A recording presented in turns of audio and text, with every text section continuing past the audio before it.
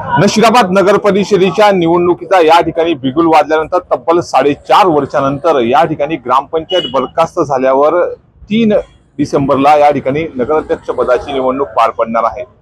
एकीकडे जर सकाळचा इतिहास जर बघितला तर सकाळी चहा आणि पान टपरी या ठिकाणी दररोज थंडीच्या या कडाक्यामध्ये वेगवेगळ्या चर्चांना या ठिकाणी रंगात उधाण आलेलं चित्र दिसून येत आहे।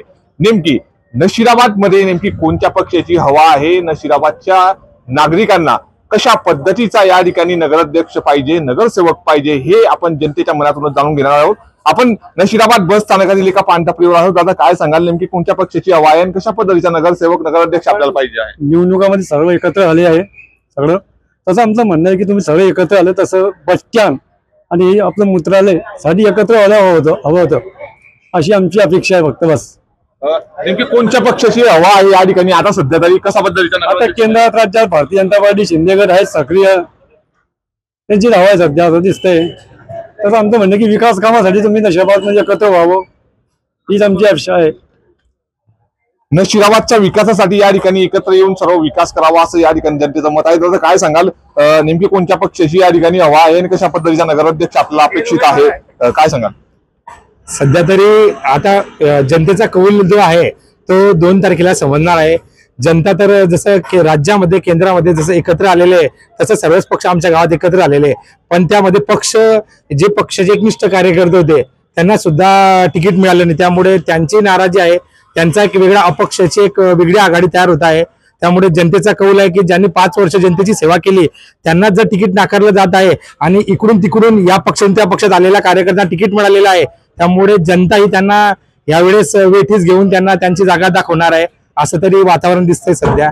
त्यामुळे वातावरण जरी कोणाचं दिसत असलं पण वेळ सांगेल 2 तारखेला की जनता कोणाच्या बाजूने आहे। निश्चितच जनता कोणाच्या बाजूला आहे हे वेळच ठरवणार आहे। दादा, काय सांगाल, बस स्टँडवरती दररोज या ठिकाणी वेगवेगळ्या चर्चा रंगताना दिसून येत आहे, गावाचा विकास झाला आहे का आणि कशा पद्धतीचा विकास व्हायला पाहिजे, कोणत्या उमेदवाराला तुम्ही संधी देऊ इच्छिता? उमेदवाराचा विषय असा आहे की आता पक्षाच्या हवेचा विषय म्हटला तर जिसकी लाठी उसकी बैस अशी परिस्थिती आहे ना शहरामध्ये, की ज्याच्याकडे पैसा आहे तो निवडून येणार आहे, ज्याच्याकडे पैसा नाही आहे तो उभं राहण्याची पण हिंमत करू शकत नाही ना शहरामध्ये, अशी आताची सध्याची परिस्थिती आहे। पक्षाचा तर विषय राहिला नाही आहे, कारण पक्षाचा कोणी एकनिष्ठ जे कार्यकर्ते होते ते सर्व नाराज आहे, कारण पक्षाचा विषय नाही, ते सर्व एकत्र आलेले आहे, त्याच्यामुळे पक्षाचा काही विषय नाही। पण जिसकी लाठी उसकी भैंस असं पाशी परिस्थिती ना शहरामध्ये आहे आता। निश्चितच महायुतीने या ठिकाणी एकत्रीकरण केल्यानंतर महाविकास आघाडी विरुद्ध महायुती अशाच या ठिकाणी सामना रंगणार आहे। जुने जे पण काही राजकीय पुढारी आहे या ठिकाणी एकत्र आल्यानंतर या ठिकाणी अनेक नाराज असलेल्या नगरसेवकांनी, इच्छुक असलेल्या उमेदवारांनी या ठिकाणी बंडाचा हाक या ठिकाणी पुकारलेली आहे। अजून काही नागरिक आहेत, दादा काय सांगाल, तुम्ही नशिराबादचे नागरिक आहात, कशा पद्धतीची या ठिकाणची निवडणूक होणार आहे, नेमका इतिहासात पहिला नगराध्यक्ष कोण आणि कसा पाहिजे तुम्हाला या ठिकाणची प्रतिक्रिया काय?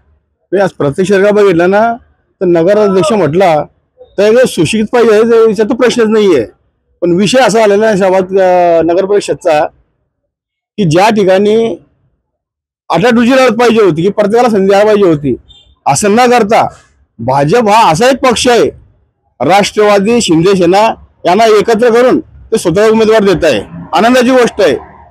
पण या नशिराबादमध्ये तसं न करता प्रत्येक पक्षाचा उमेदवार प्रत्येक वाटत द्यायला पाहिजे होता आणि प्रत्येक पक्षाने निवडून लावायला पाहिजे होती, पण हे निवडणूक एकत्र होऊन गेली आहे, म्हणजे एकतर्फी होऊन गेलेली आहे की जर का माझ्याकडे पॉवर आहे, माझ्याकडे सत्ता आहे तर आमचाच माणूस इथं बसला पाहिजे, अशी परिस्थिती झालेली आहे। ज्या कार्यकर्त्यांनी 5 वर्षापासून श्रम घेतला या वार्डामध्ये, ज्यांनी मेहनत घेतली आहे, दुनियाभरचा लोकांचा वाहवा आहे त्यांना, त्यांच्या मागे सपोर्ट लोकांचा होता, तशा उमेदवाराला खाली बसून टाकला या लोकांनी।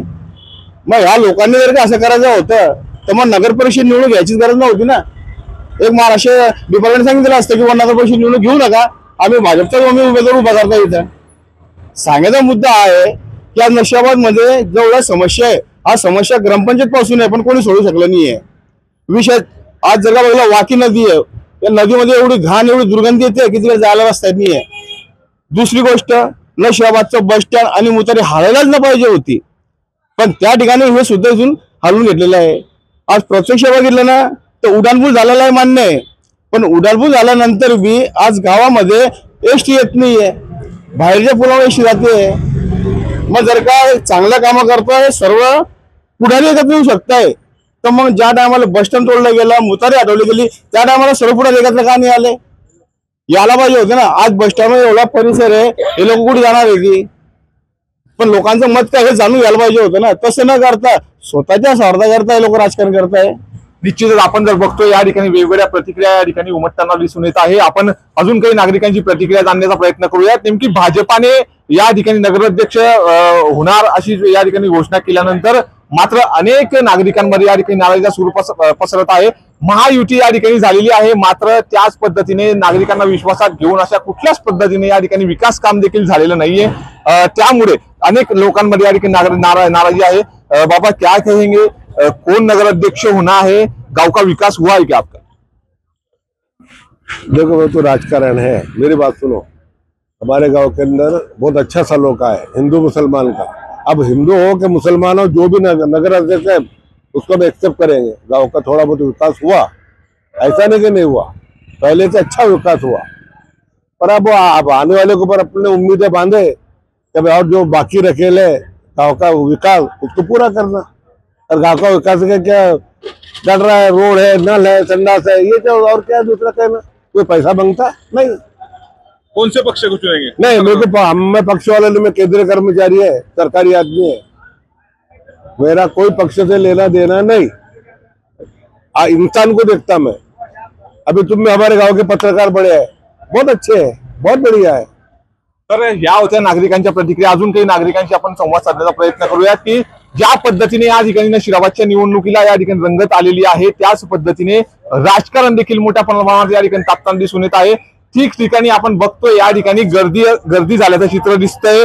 आणि एकीकडे भाजप, सेना आणि राष्ट्रवादी यांची या पद्धतीने युती झालेली आहे, त्याच पद्धतीच्या अनेक लोकांमध्ये नाराजीचा सूर देखील या ठिकाणी पाहण्यात येतोय की जुन्या आणि जाणकार लोकांनी याच पद्धतीने या ठिकाणी एकत्रीकरण केल्यानंतर या ठिकाणी अनेक नाराज दिग्गज असलेले उमेदवार देखील दुसऱ्या पक्षामध्ये या ठिकाणी बंड करण्याच्या प्रयत्नात आहेत. आता क्या कहेंगे, नसीराबाद की चुनाव है, कौन से पक्ष को चुनेंगे, गांव का विकास हुआ है क्या आपका?